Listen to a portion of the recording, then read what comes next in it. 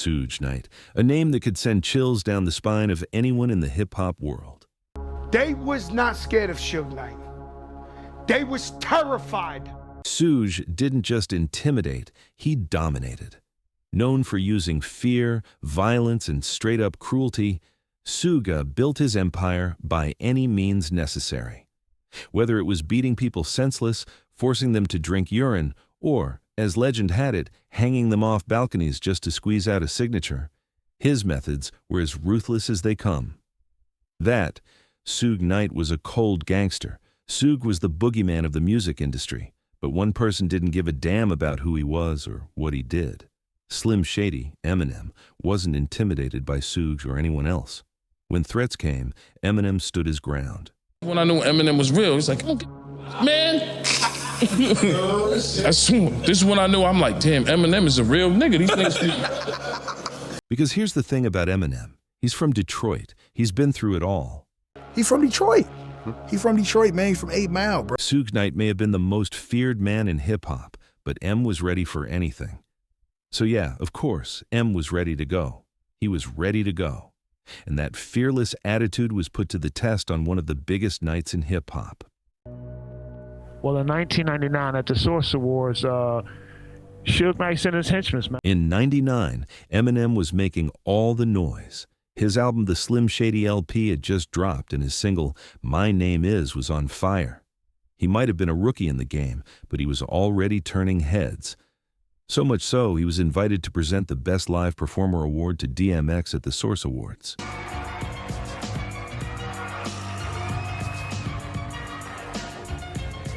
Hello. What up? But what most people didn't know was what was going on right before the cameras rolled. As Eminem made his way to his seat, he found himself surrounded by Suge Knight's goons. M was walking to his seat, I'm standing off to the side, and M was cut off on his way to his seat, and all these guys in red shirts surrounded him. And I'm looking at M's face, and I'm looking at these guys, I'm like, something ain't right. So I started making my way around to come up the aisle, and next thing I know, you see all these guys talking about death row, death row. I was like, death row, what does it got to do with him? He said, hey man, Suge sent him a message. I was like, oh, shit. Despite the tension, Eminem didn't lose his cool. He excused himself, went up to present the award to DMX, and then returned to his seat as if nothing happened. Where my dogs at?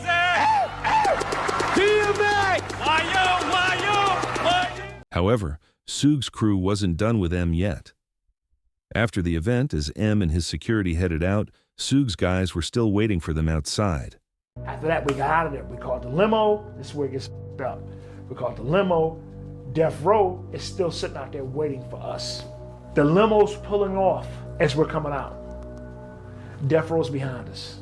It was like, this motherfucker's trying to kill us, man. What they trying to do? What do they want? I don't understand. What do they want? M's ready to swing on someone if he has to. Yeah, man. You know, like I said, he ain't no punk. Why was Suge Knight, the CEO of one of the most legendary record labels, coming after Eminem? To understand that, you have to look closer at the wild things that were happening at Death Row Records at that time in the mid-1990s. Absolutely, and I'm always going to believe and bet on myself. Death Row was the biggest record label around. They dropped legendary albums like Dr. Dre's The Chronic, Snoop Dogg's Doggy Style, and Tupac's All Eyes on Me. Their success made them untouchable. But behind the scenes, the name Death Row started to mean something darker.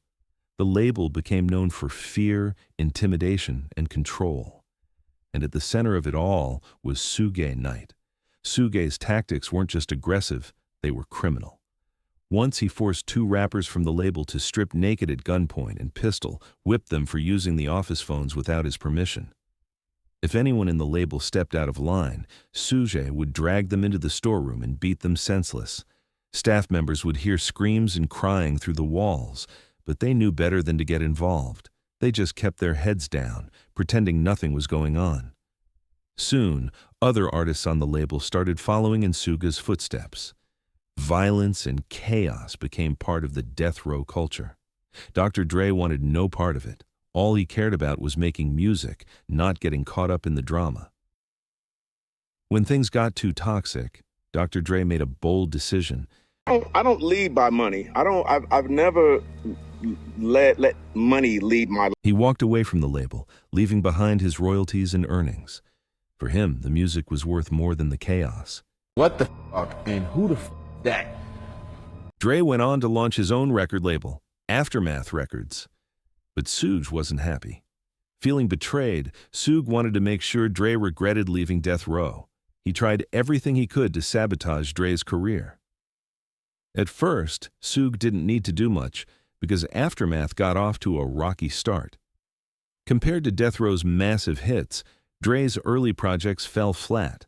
Fans began to wonder if he'd lost his magic. And then one cassette tape changed everything. While digging through demos with Jimmy Iovine, Dre heard something that made him stop. Dr. Dre left first, Pac died. You know, all of those things kept us at #1. The music changed. The direction changed. The voice belonged to Eminem, a young rapper from Detroit struggling to make ends meet, raised by a single mother. Eminem had faced poverty, bullying, and hardship, but those struggles fueled his fire. In Detroit's underground rap scene, Eminem worked relentlessly to prove himself. Being a white rapper in a genre dominated by black artists made his journey even harder. But his raw energy and unique lyrics made him stand out. In 1998, Dre took a gamble and signed Eminem to Aftermath. Together, they created the Slim Shady LP, the album that changed everything. It debuted at #2 on the Billboard 200, selling 283,000 copies in its first week. The album earned Eminem a Grammy for Best Rap Album and put Dre back at the top of the music industry. The duo became one of hip-hop's most iconic partnerships. But as with any success, not everyone was cheering them on. Suge Knight, watching from the sidelines, felt threatened. By this point, Death Row Records had changed drastically. I seen my cousin Snoop, man. He was like, God, he was sad, man. You know, you could hear in his voice that, I don't want to be here. Tupac was gone. Suge himself was behind bars, and Snoop Dogg had become another thorn in his side. Just like Dr. Dre, Snoop wasn't interested in the East Coast versus West Coast feud. He stayed friends with people Suge considered enemies, and that didn't sit well with him. Tensions escalated quickly. Suge, furious over Snoop's defiance, even went as far as threatening to kill him. Goes to Mr. Controversy, Eminem. Yeah. Fearing for his life, Snoop decided he couldn't stay. He left Death Row, severing ties with the label. With Snoop gone, it was officially the end of an era. Suge had lost all his superstars, and the empire he built was falling apart. Meanwhile, Dr. Dre and Eminem were thriving. Their albums were topping charts, winning awards, and quickly becoming cultural icons. M had inherited Dr. Dre's beef by signing with Dre.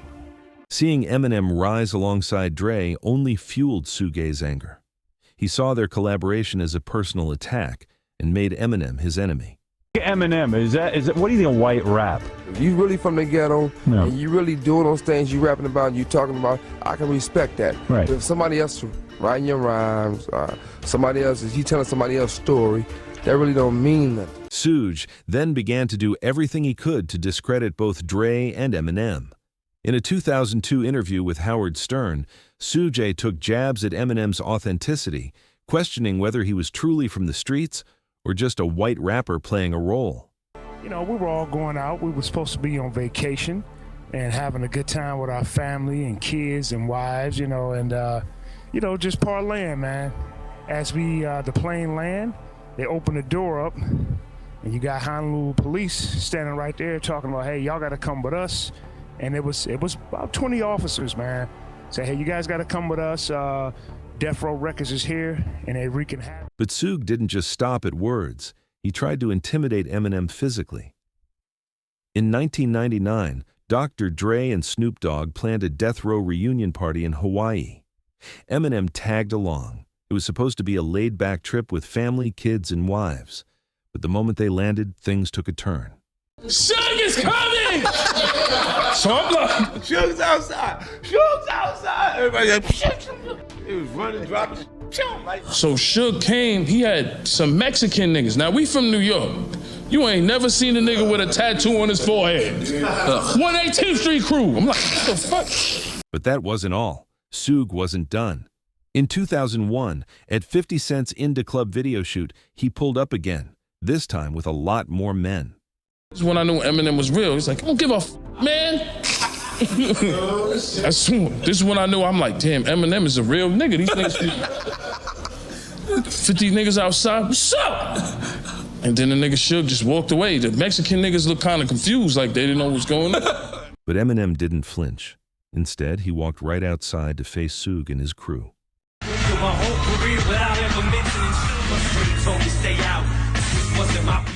Eminem mostly stayed quiet about Suge Knight, and in 2004, his song Like Toy Soldiers explained why.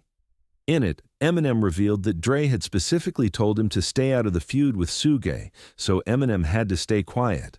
On a podcast titled Collect Call with Suge Knight featuring Cat Williams, Suge took another shot at him. This time, he criticized Eminem's posthumous collaboration with Tupac.